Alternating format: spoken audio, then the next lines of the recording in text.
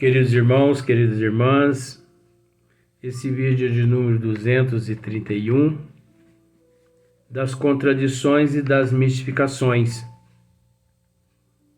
Então, agora nós vamos para a pergunta de número 2. Porque na pergunta número 1, nós ficamos sabendo, né, que as contradições ocorrem também quando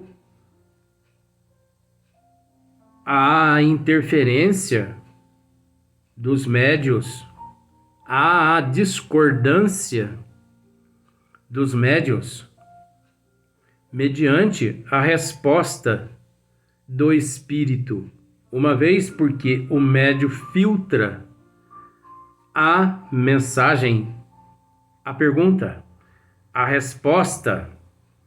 Então o médium, porque filtrou, e ele porque é uma pessoa indisciplinada e uma pessoa desvangelizada, é um impostor, um mistificador, um charlatão. Pode-se usar esses termos nesse sentido? Pode. Porque ninguém tem o direito de interferir, por mais que o processo é relativo. Porque é de extrema importância prevalecer o respeito. Mas como prevalecer o respeito em certos momentos, se tudo ali não passa-se de charlatão e de mistificador? Porque, como nós sabemos também, pode acontecer também de, naquela casa espírita, os médios não serem do mesmo nível que na casa anterior, onde aquele espírito se manifestou. Por isso, a invocação daquele espírito X naquela casa, podendo não corresponder também ao espírito, e sim o espírito de um mistificador, de um charlatão. Olha para você ver como que o negócio não é brincadeira. O negócio não é brincadeira. O que nós estamos querendo dizer aqui? Que o espírito que respondeu corretamente em uma casa, invocado na outra casa no outro dia, pelo desequilíbrio moral e intelectual, caráter dos médiuns, aquele espírito pode não conseguir se conectar a médium nenhum lá naquela casa espírita. E tendo por perto ali um mistificador, ele não perde a oportunidade e ele passa-se pelo aquele que foi invocado. Aí que está o X da questão. Porque você vai ver agora nessa pergunta e nesta resposta, praticamente um pouco do que eu estou dizendo aqui. Tá, ó, nós, né? Oxe, meu Deus do céu. Aguentar parente não é fácil, porque você tem que aguentar, né? Tá bom. Então, você vai perceber que Kardec, ele novamente insiste na pergunta. Na verdade, ele insiste na resposta dada pelos bons espíritos. Na pergunta de número 1, tem a resposta. Kardec, agora ele faz uma pergunta insistindo na resposta de número 1 dos bons espíritos. Observe para você ver. Concebe-se que uma resposta possa ser alterada. Então, concebe-se que uma resposta possa ser alterada. Ele já começa por aí. Por que ele está dizendo isso? Porque na pergunta de número 1 tem a resposta. E na resposta, os bons espíritos estão mostrando que os médiuns, pela discordância, eles podem alterar a resposta fornecida pelo espírito. Você entendeu? Então é em cima disso que ele está trabalhando agora essa pergunta agora. Olha só para você ver. Então, por exemplo, concebe-se que uma resposta possa ser alterada. Tudo bem, sem problema nenhum. Mas bons espíritos, vamos dizer assim, mas bons espíritos, quando as qualidades do médium excluem toda ideia de má influência, você consegue se lembrar que na resposta anterior os bons espíritos mostraram a discordância dos médios interferindo na resposta do espírito? É isso aqui. Ó, concebe-se que uma resposta possa ser alterada. Tudo bem, não tem problema nenhum, né? Mas, quando as qualidades do médium excluem toda ideia de má influência, é aquele médium que ele não interfere em momento algum na pergunta e na resposta. É o médium educado, é o médium disciplinado, é o médium evangelizado, é o médium educado, disciplinado, é aquele que tem disciplina, aquele que tem postura, é o médium neutro, posso usar esse termo sim. Ele é neutro, ele é imparcial, ele reconhece que se ele chegou até aquele momento ali, na carreira evolutiva dele, ele deve exclusivamente servir-se de ponte entre o mundo espiritual e o mundo físico, e vice-versa. Em momento algum, ele se sente melhor que o espírito. Em momento algum, ele julga o espírito inferior que por intermédio dele trabalha ou o espírito superior. Ele reconhece que ele é uma ponte. E por reconhecer que ele é uma ponte, ele não se importa qual o ser em processo de evolução use aquela ponte, passe sobre aquela ponte, passe por aquela ponte. Pode passar uma cobra, pode passar um jacaré, um elefante, uma girafa, pode passar o que for. Ele não se preocupa porque ele sabe que é uma ponte. Porque você já viu ponte interferir naqueles que a usam? A ponte não interfere. Observa para você ver. Passa cachorro na ponte, pela ponte, sobre a ponte, né? Passa gato. Passa de tudo. Passa alguns animais bípedes. Aqui um aqui. Animal bípede. O irracional bípede. Porque existe o irracional quadrúpede. Mas existe também o irracional bípede. Aqui ele aqui. Passa tudo sobre a ponte. Mas a ponte ela não importa. Para ela todo mundo é igual. Então, mas quando as qualidades do médium excluem toda ideia de má influência, não tem influência nenhuma do médium na resposta. Como se explica? Kardec está fazendo a pergunta, hein? Olha só como que ele sabe. Como se explica... Desculpa. Como se explica que espíritos superiores usem de linguagem diferentes e contraditórias sobre o mesmo assunto para com pessoas perfeitamente sérias? Você entendeu, né? Ó.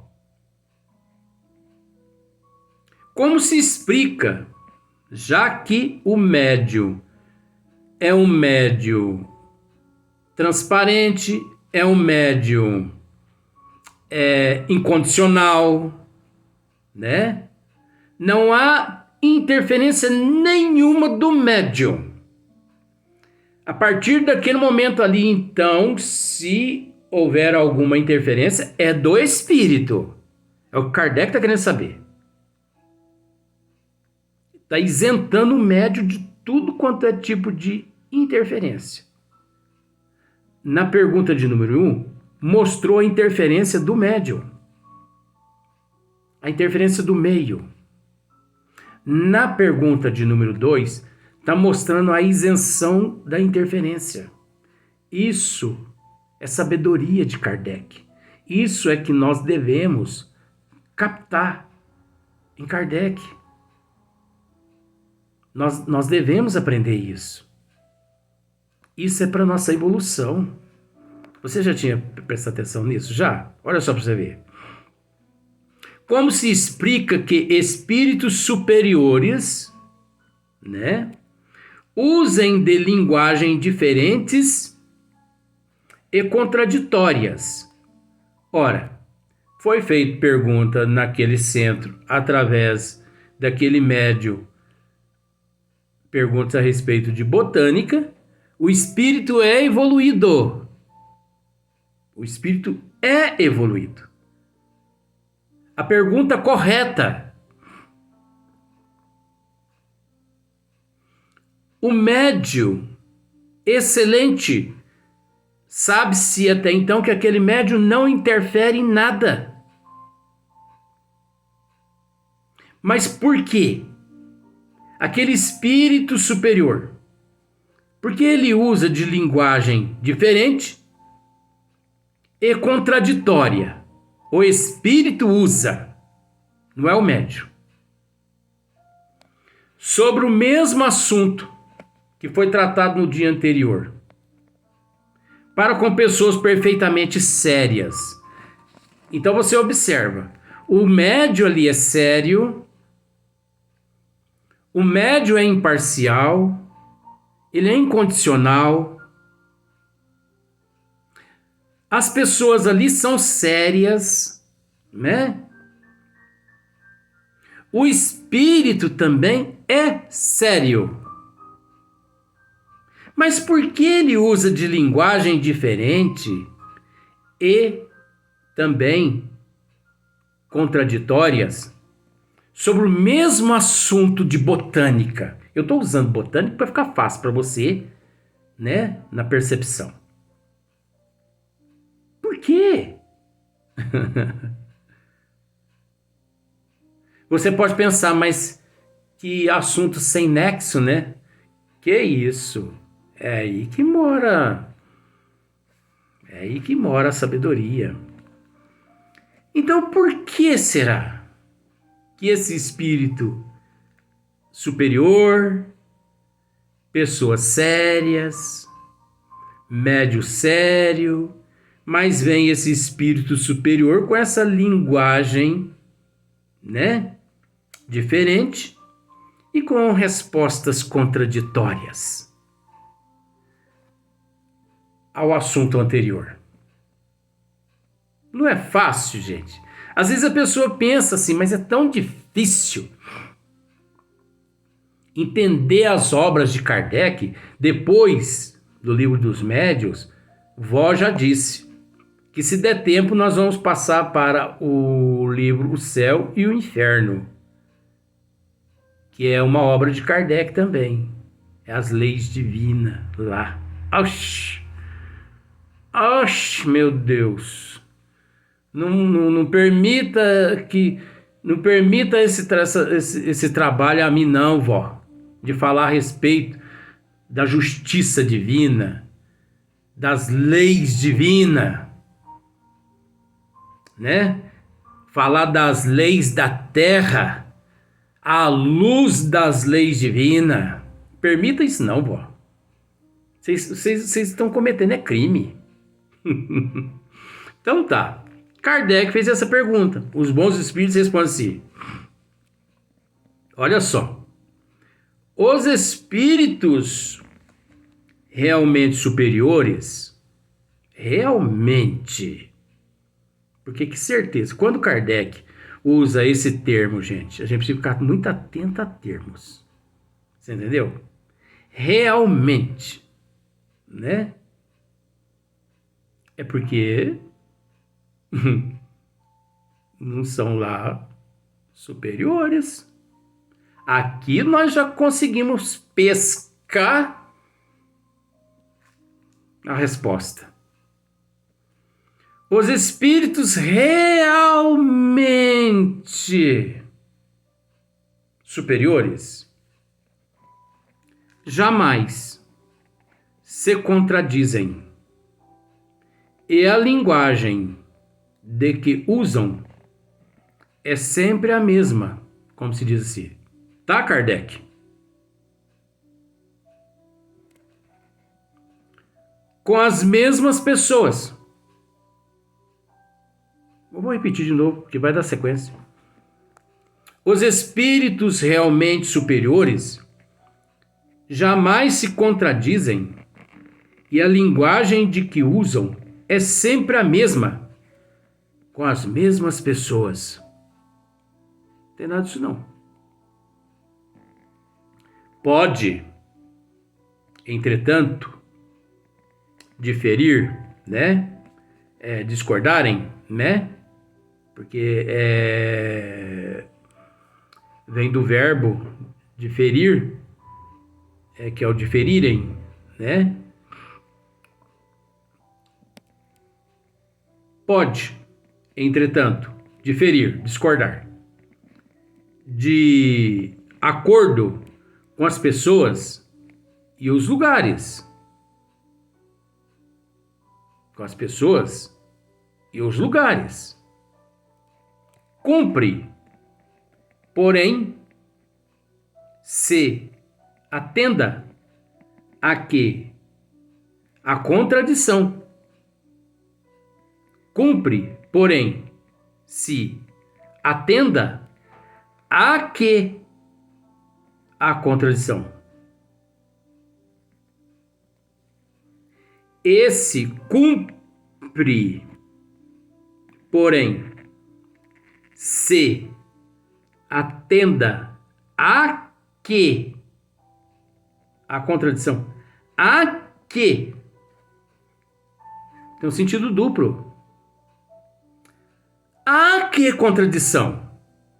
Você está alegando contradição, mas a que contradição? Você entendeu? A nuance. Porque, às vezes, aquilo que eu alego contradição é uma forma errônea de minha interpretação, é uma interpretação equivocada de minha parte, mas não errônea pelo espírito e pela maioria das pessoas que ali estão presentes. Então vamos só continuar. Cumpre, porém, se atenda a que há contradição. Às vezes, é apenas aparente. É o que eu acabei de dizer. Entendeu? Olha só. Está Está mais nas palavras do que nas ideias.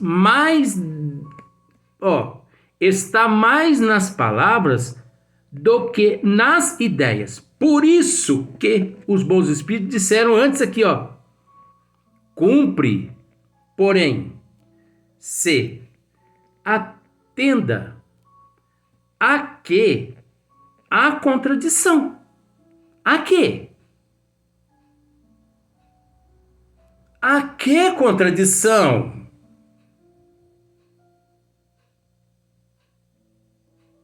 Será que não é uma forma errônea interpretativa? Em uma sala, 10 pessoas, você ministra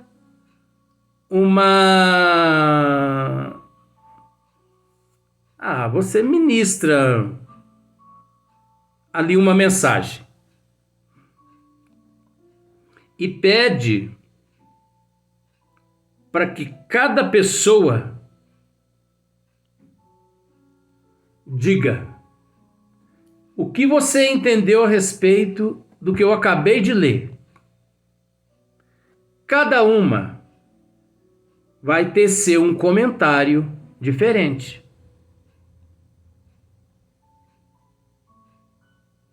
Dizer que todas estão erradas? Não. É o nível evolutivo qual cada qual se encontra. Porque você nunca pode exigir. O professor, o expositor, ele nunca deve exigir que os ouvintes entendam como ele entende. Isso não pode existir. Eu não posso ministrar aqui uma matéria e exigir que as pessoas entendam como eu entendo. Não. Eu ajo aqui imparcial. Eu ajo aqui incondicional. Eu procuro permanecer neutro. Por isso que eu faço de tudo para facilitar ao ouvinte, ao telespectador. Eu faço de tudo para facilitar para que ele mesmo raciocine. Você observa que, eu vou usar esse termo com todo respeito, eu ponho o telespectador para raciocinar. Então, quando ele chega a uma conclusão positiva, ele chega por mérito próprio dele. Porque ele raciocinou. Por quê? Porque eu não é que eu invento histórias, mas eu agrego histórias, acontecimentos que levam a pessoa a se colocar naquelas situações também. Isso são técnicas psicológicas que nós trazemos de existências passadas, onde nós transferimos o mérito às pessoas e nunca a nós.